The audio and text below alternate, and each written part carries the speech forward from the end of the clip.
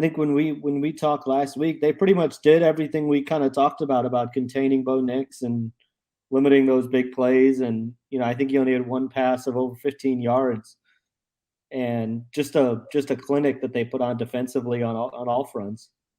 That was probably the biggest matchup, not just in the conference, but nationally on Saturday. So a lot of people were watching. A lot of people got familiar also with Tyree Johnson. He can play.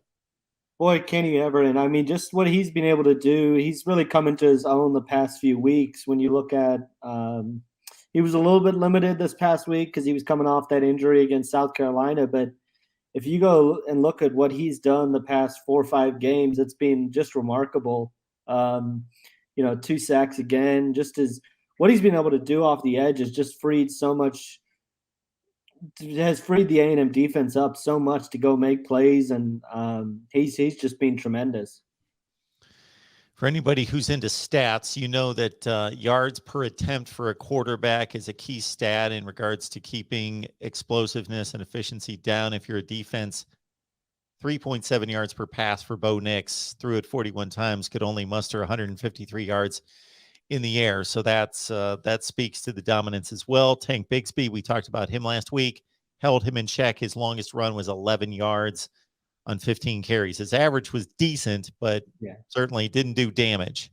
Well, I think the thing that, and it goes back to what we talked about last week, was we were going to find out just how much this, just in terms of discipline and paying attention to details, because those are the things when you look when A&M played Arkansas.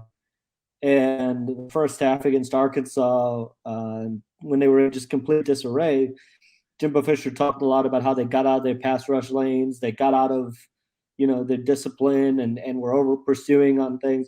You didn't see that on Saturday. And if you let Bo Nix get out of the pocket, that's when he makes his big plays. But if you just force him to make plays from the pocket, he's a little bit, in some ways, like Zach Calzada, where his feet kind of gets inconsistent, struggles with accuracy, starts to make mistakes.